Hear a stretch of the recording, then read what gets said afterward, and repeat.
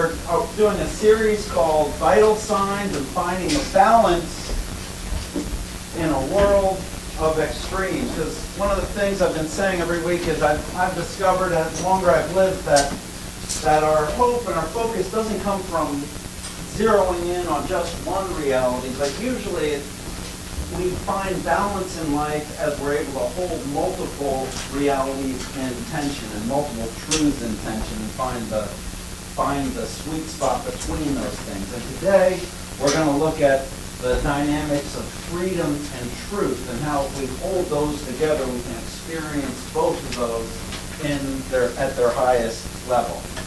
Jesus said famously, you might have heard this before, if you hold to my teaching, you're really my disciples. Then you will know the truth, and the truth will set you free. And then they answered him, we're Abraham's descendants, and we've never been slaves of anyone. How then can you say that we shall be set free? Jesus replied, I tell you very truly, everyone who sins is a slave to sin. Now a slave has no permanent place in the family, but a son belongs to it forever. But if the Son sets you free, then you will be free indeed. This is God's word for God's people this morning. So I want to talk about these two dynamics, freedom and truth, and how they work together. Freedom, on the one hand, is this idea that we should have self-determination and the ability to do what we want to do. Truth, on the other hand, is the reality that there are dynamics that are outside of us, sometimes that keep us from doing what we want to do in any given situation. Dynamics that we have to work around and accommodate our lives to. And sometimes those values and those dynamics seem to be contradictory in our experience, but Jesus pulls them together. He says that through him, if you know the truth can make you free. And so let's talk about freedom, then we'll talk about truth, and we'll talk about how we might be able to put these things together. Freedom is the great modern ideal. It's a great American ideal, but it's actually a great classical ideal as well. I think of the founding and the establishment of America, and I'm always inspired whenever I see a New Hampshire license plate because it has that statement by Patrick Henry, live free or die, or as he put it, give me liberty or give me death. And it was one of the things that drove the American Revolution, one of the things that made and makes America the country that it is today, the ideal of freedom. In the Declaration of Independence, we hold these truths to be self-evident that all men are created equal and are endowed by their Creator with certain inalienable rights, among them life and liberty. And liberty is one of the key things. The great thing about living in Jersey City is sometimes on a clear day, depending on where you are, you can see the Statue of Liberty. And you can see the Freedom Tower, because these are the ideals that make our country the place that it is. This great theme of the great movements in American history have been built around the idea of liberty and the idea of equality. The Civil Rights Movement and the work of Martin Luther King was all about giving people the ability to enjoy and to live in liberty. But it's not unique to America. It's a great classical ideal. In fact, the founders of America really were influenced by the scriptures and the scriptural ideal of freedom. And Paul in Galatians chapter 5, verse 1 puts it this way, it's for freedom that Christ has set us free. The whole book of Galatians talks about how the reason Christ came was to enable us to live in true liberty. And really, the meta-narrative of the whole Bible, the story of the Bible which keeps repeating itself and developing itself, is the story that's found in Exodus, how the people were slaves in Egypt, and then the first Moses came and led them out of slavery and then into the wilderness and then in that struggle toward the promised land. And that's a story that kind of repeats itself over and over again in the Bible, and it comes to its culmination in the very last chapters of the Bible, where we've arrived at the final and ultimate promised land, which is the new heavens, the new earth, where righteousness dwells. And so the whole story of the Bible is the story of a struggle of humanity to find and to attain to and to experience ultimate freedom. In Exodus chapter 6, God gives Moses his message, and it's I am the Lord, and I will bring you out from under the yoke of slavery. I will free you from being slaves to them, and I will redeem you with an outstretched arm and with a mighty axe of judgment. And so the modern ideal of freedom, the American ideal of freedom, actually goes back to the biblical ideal of freedom. And as Jesus says in the passage we just looked at, he said, you'll know the truth, and the truth will make you ultimately free. And so there's that ideal that's a big part of what it means to be human, a big part of the human struggle, that struggle towards freedom. But then on the other side of it, there's the reality of truth and the importance of truth. And we recognize in a lot of ways in American society that these go together. That's why we have freedom of speech, freedom of the press. It's because we recognize that we need to have truth bubble to the surface. We need to have truth be brought to light for freedom to thrive in our nation. And even for society to work, truth has to be recognized and truth has to be attained. We think of the importance of a truthful financial statement or telling the truth when you do your taxes. Everything is based on the idea that people are telling the truth. In our legal system, the importance of people testifying under oath and telling the truth, the whole truth, and nothing but the truth. And so our whole civil society is based on the idea and the hope and the importance of people uncovering the truth and living in light of the truth. But it's not just that, it's also even the progress we're making as human beings, the progress that we all benefit from as people in our world today. You think of the scientific truth and the engineering truth and the biological truth that make the world, make life as we know it possible. All of us are beneficiaries of the discoveries of science, of scientists, of the designs of engineers, and how they make our cell phones work, make our planes fly, and develop cures for the various diseases that afflict us. So all of these discoveries of reality, these discoveries of truth are what make our life the way it is. But there's one place, it's interesting, there's one place in the world and in modern society where we don't really think truth is that important or even that attainable. And that is in our understanding of God and how we know God and what God wants of us, right? Because there we say, well, whatever works for you is what works. And whatever makes sense to you, that's what makes sense. And people, one of the popular analogies is, finding God and knowing God is like climbing up a mountain. There's not just one way up a mountain. There's a lot of ways to just find the way that you like and go up that way. But, it strikes me when I hear people say this is they've never actually tried to climb a mountain. So one of the things that happens if you're climbing a mountain is, you make a wrong turn, things can go really bad. And you might never reach to the top of the mountain. In fact, you might never go home again, depending on how things go. Because there's a specific way to get to the top of the mountain. If you go the wrong way, it's not going to work. Or another popular thing, I'm not sure where this originated, but someone has said that when we humans try to describe God, it's like blind men trying to describe an elephant. Have you heard that before? It's kind of a common analogy. Someone famous must have said it once, but now it's mine. But the idea is, well, one blind man grabs the tail of the elephant and says, well, the elephant is like a little whip that you can waggle around. Another blind person bumps into the elephant's leg and says, well, an elephant's obviously like a tree.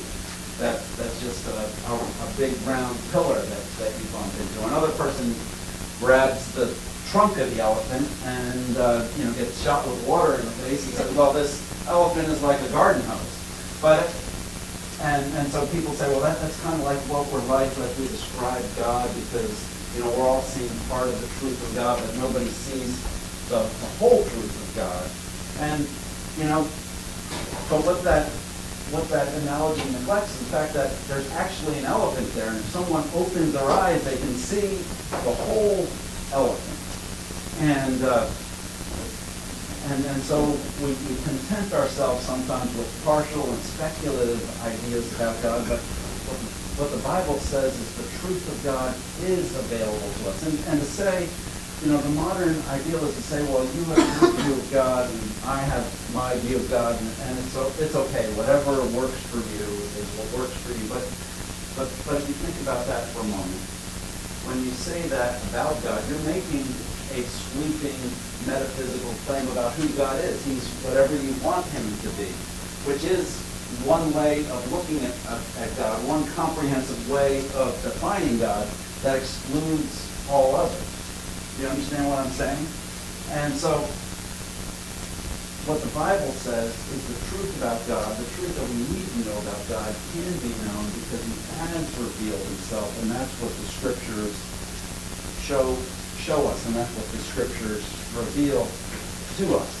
We recognize the importance of truth in the medical diagnosis. We recognize the importance of truth in a financial statement. We recognize the importance of truth when you're designing an airplane. But we ought also to recognize the importance of truth when we're figuring out what is the purpose of life, what is the meaning of life, and where do we go with this life, and where do we go after this life is over. Because all truth is important. So the Bible talks about the importance of truth. It talks about the importance of freedom, but it also recognizes, and I think life shows us, that there's a problem with truth. Truth can be difficult, or as somebody once said to me, sometimes the truth hurts. Have you ever had to deal with a truth that hurts in your life? There's truths in our lives that we don't want to see. Have you ever gotten a letter and you recognized the return address and said, I'm not going to open this letter right now because I just can't deal with it. And then about 30 days later, you get another letter from the same address and you say, I don't think anything's improved, so I'll put this letter with that other one. And things just kind of get worse and worse and worse because if we don't, sometimes we don't want to deal with the truth, but that doesn't make the problem or the reality go away. In fact, usually that's what makes the problems bad. Sometimes the truth is insulting to us, sometimes it's discouraging, sometimes it's scary, sometimes it's just unbearable. The truth is unbearable to us, and we just can't handle the truth such as it is, so we prefer to live in some sort of fantasy for a time.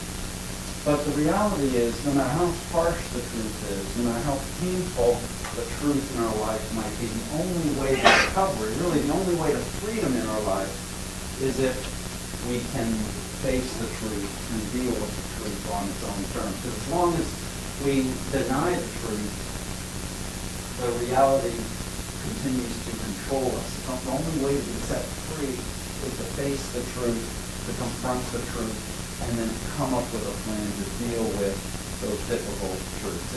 And really, a lot of what happens when if you go for therapy to a psychiatrist or psychologist or someone in that field, a lot of what they're trying to do is help you figure out what the truth is that you're refusing to face.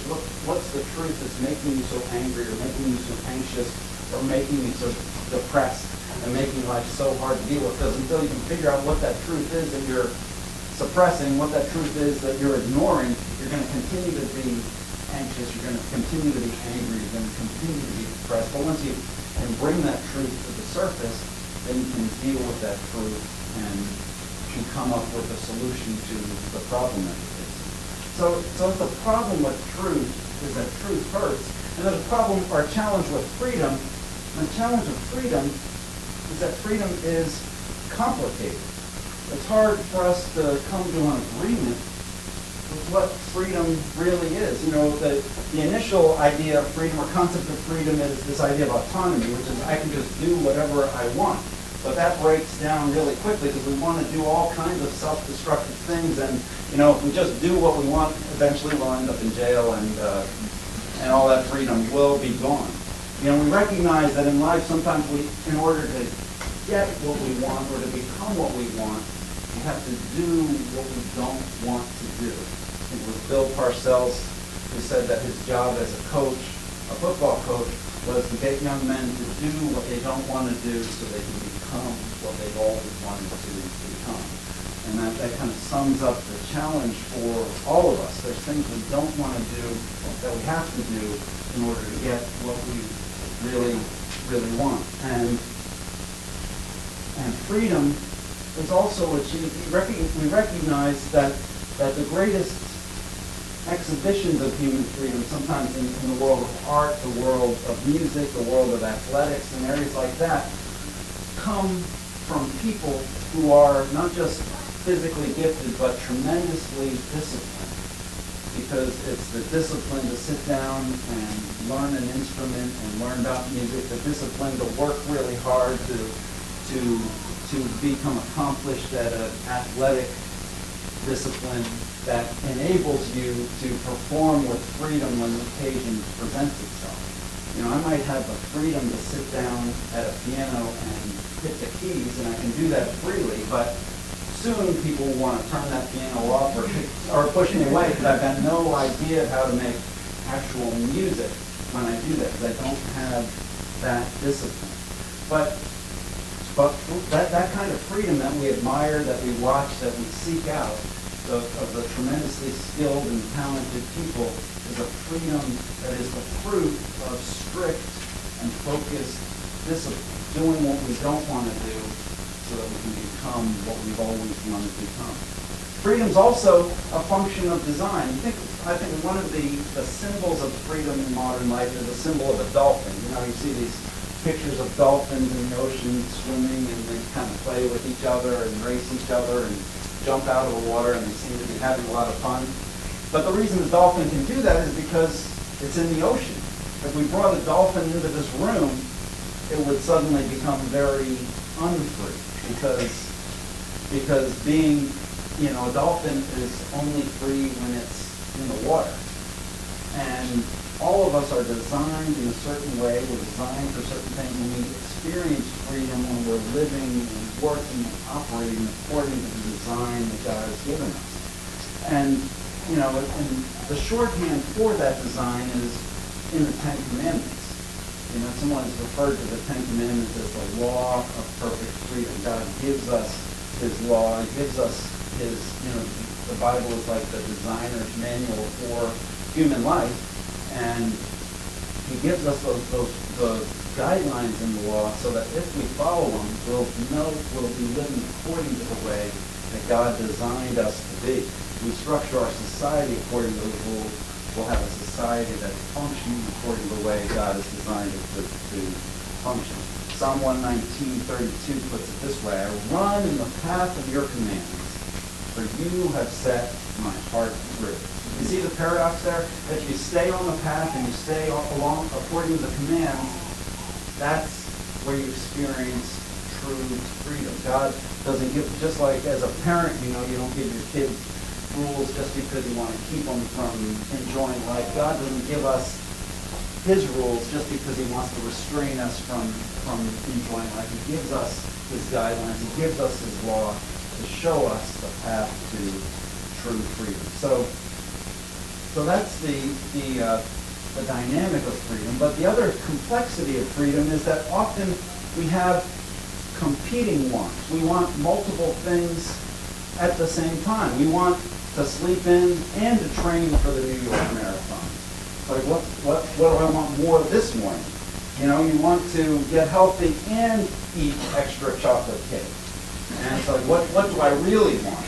Or, you know, you want to get through school, you want to progress through, you know, graduate from college, and you want to stay up all night playing video games. You know, all of us have these tensions and these places where we have to choose between two different goods that we want, two different ideals that we want, two things we're free to do, but which one is, well, we're not free to do both of them at the same time.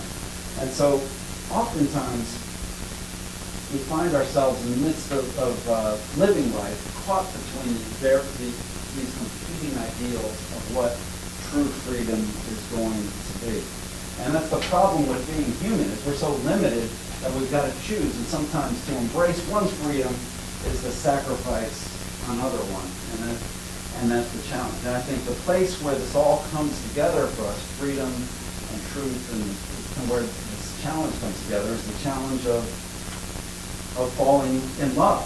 Because on the one hand, one of the great ideals of the Romantic era is this idea that we should be able to love whoever we want to love, right? Romeo and Juliet, was a protest against this idea that certain families couldn't marry other families, or certain people would be excluded or denied the ability to fall in love with people who weren't from a family that we were on speaking terms. And that's a challenge that extends itself around our world. One of the highest secular freedoms, I think, is the freedom to love who we want to love. One of the highest ideals of our Romantic era, where we elevate romance to the ultimate level, is that we ought to be able to love whoever we feel that we love.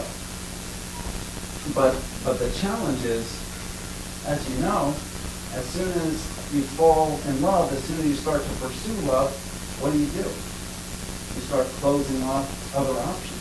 Because if you're really in love with someone, as that relationship develops, and you go from, you go from talking to, my daughter was trying to explain to me, you go from just talking to sort of just kind of seeing each other, to occasionally dating, to seriously dating, to a committed relationship. What is that process? To engagement, to marriage. You're all along the way, you're cutting off your options, right? You're limiting your freedoms. You're saying, I'm going to exclude other opportunities. I'm going to give up my freedoms in other areas so that I can commit myself to love in this area. And deeper love part of deeper love is a deeper and more solid commitment to someone, right? That's of the essence of it. And now the most profound example of this dynamic, which some of you have gone through, is when you have a child, right? Because once you have a child, on one hand, you recognize that now I love someone more than I ever thought I could love. I could love someone, and then on the other side, you see, I'm a slave for life. I'm never going to be let out of this deal, and that's the challenge of love, right? Because on one hand, you feel that love, but on the other hand, you realize that love is a commitment, and it is even a bond that is going to limit your freedoms and limit your opportunities and limit your ability to do certain things for basically forever. So that's the paradox. On one hand, the height of freedom, the most essential aspect of freedom is the freedom to love who you want to love, but as soon as you are willing to commit yourself to love, as soon as you're able to commit yourself to love, what happens is you start to give up your freedom. Now, the dynamic with that, though, I must say, the only way that ever works, is when there's a mutual commitment, when two people decide that they love one another. The worst place to be in life, the most unhappy place to be in life for any human being, is when you love somebody who doesn't love you, when you're in a relationship or trying to be in a relationship with someone who doesn't reciprocate those feelings, and when the love is a one-way street, right? Because there's nothing worse than the problem of unrequited love. Because to fall in love, on one level, it's to risk being exploited, right? It's to put yourself into a vulnerable position where you might be taken advantage of, where you might be used and abused, where you might make yourself vulnerable, and that vulnerability might be used against you. But that's how love works, to open yourself up to somebody who you discover is safe and who you trust and who you can commit yourself to. And that brings us back to the story of Jesus. Because Jesus, the reason he's the greatest example, the greatest model of love for all of us, is because Jesus lived in perfect freedom. He was God himself, but because he loved us, he became one of us. Because he loved us, Philippians 2 said, he bound himself and became a slave. Because he loved us, he became a servant. Because he loved us, though he was free, he allowed himself to be nailed to a cross. Jesus surrendered his freedom, surrendered his autonomy, and bound himself to us. That's what the story of the gospel is all about. When he became one of us at the first Christmas, when he lived and walked on this earth, when he allowed himself to suffer and to die in our place. It was all about him sacrificing his freedom so that we could experience a new truth and so that we could be brought into a relationship with him. And so freedom and love in the Christian message is intimately tied to the truth of the Christian message, the person and the work of Jesus. This isn't an abstract ideal. It's about the commitment of the Son of God to us. And Jesus binds himself to us in order to set us free. His commitment to us binds us to him. And even though he was truly free, he sacrificed his freedom so that we could find true freedom by being bound to him. And that's the irony, that's the picture of what the Christian truth is all about, and how it is through knowing his truth that we can be set free. And the freedom that Christ offers us is the freedom of those who've been called to be servants of our Lord Jesus Christ. 2 Corinthians 5:14 puts it this way: for the love of Christ constrains us, because thus we judge that one died for all, and therefore all died. His love bound him to us, that we might be free to love him and bind ourselves to him and find ultimate freedom there. And he invites all of us, regardless of where we're at in life, regardless of where we're at in our relationship, regardless of what our personal circumstance is, to find the ultimate love and ultimate truth in being bound to him. Heavenly Father, I thank you for the sacrifice of Christ. I thank that he was willing to lay aside his freedom in order to set us free. And he was willing to bind himself in love for us, that we might find true freedom by being bound to him. Make that real to each of us, Father. I know in this room there's a lot of people in different circumstances, a lot of people facing different kinds of slavery and different kinds of bondages, but set us free by the truth of Jesus' love, that we might be free to live and serve him